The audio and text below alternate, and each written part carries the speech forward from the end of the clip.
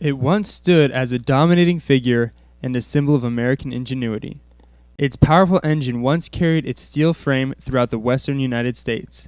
Southern Pacific engine number 2355 currently sits in Pioneer Park in Mesa, surrounded by a playground and horseshoe pits. It is kept in a 10-foot-high fence placed there to keep children off and vandals out. The train stood for decades in this park, but it now faces being auctioned off to the highest bidder. It is a landmark, and they didn't take care of it. They didn't try to protect it the way they should have. People got in, the bums and the hobos, I call them, got in there and built fires and burned it down. That should have never happened.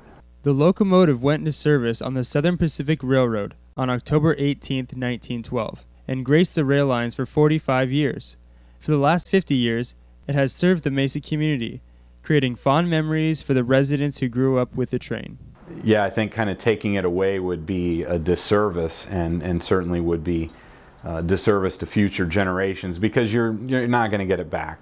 Nobody else is going to come plunk a locomotive in Mesa, so I think it would be a disservice to the community overall and to future generations, and to say that, well, we let something slip away that if we just put a little effort into it, we could have kept.